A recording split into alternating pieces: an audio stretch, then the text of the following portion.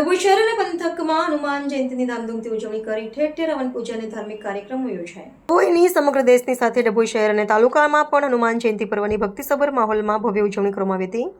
વહેલી સવારથી જ જય શ્રી રામ અને જય હનુમાનના નાદ સાથે મંદિરો ગુંજી ઉઠ્યા હતા અને ભક્તોનું ઘોડાપૂર ઉમટ્યું હતું. શહેરના લાલ બજારમાં હવન અને પૂજાનું આયોજન. ડભોઈ શહેરના હાદસામાં લાલ બજાર વિસ્તારમાં હનુમાન જયંતિ નિમિત્તે વિશેષ પૂજા અને ભવ્ય હવનનું આયોજન કરવામાં આવ્યું હતું. શાસ્ત્રોક્ત વિધિ મુજબ યોજાયેલા હવનમાં મોટી સંખ્યામાં શ્રદ્ધાળુઓએ આહુતિ આપી દર્શનનો લાભ લીધો હતો. ભક્તો દ્વારા દાદાને તેલ, સિંદૂર અને આંકડાની માળા અર્પણ કરી સુખ શાંતિની પ્રાર્થના કરવામાં આવી હતી. હનુમાન જયંતિના પર્વને લઈને ભક્તોમાં ભારે ઉત્સાહ જોવા મળ્યો હતો. અનેક જગ્યાએ મારુતિ યજ્ઞ, સુંદરકાંડના પાઠ અને હનુમાન ચાલીસાના સમૂહગાન કરવામાં આવ્યા હતા. મોડી સાંજ સુધી મંદિરોમાં પ્રસાદ વિતરણ અને ભજન કીર્તનના કાર્યક્રમોથી વાતાવરણ ભક્તિમય બની ગયું હતું.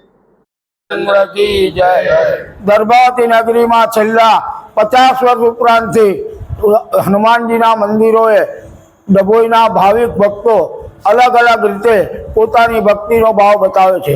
તે રીતે બેંક ઓફ બરોડાની સામે આવેલ ભારત ટોકીજ પાસેના હનુમાનજી મંદિરે રામદેવ ગ્રુપ દ્વારા દર વર્ષની માફક આ વર્ષે પણ ભગવાનની કૃપા પ્રસાદ પ્રાપ્તિ મેળવવા હવનનું આયોજન કરેલું છે.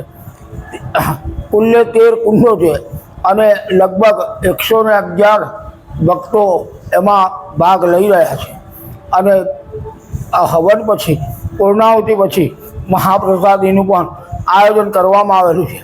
ડભોઈમાં નૃસિંહ મંદિર, પંચમુખી મંદિર, બાલાવીર હનુમાન, વેગા મંદિર કે જે વિશલદેવ રાજાનો જન્મ આ ધરતી પર થયો અને ભગવાન હનુમાન દાદાએ એમને સ્વપ્નું આપી અને એનો જન્મ થયો અને એને આ નગરી બનાવી અને ત્યાર પછી આ વિવિધ હનુમાનજીના પ્રસાદો પ્રાપ્ત થયેલા છે.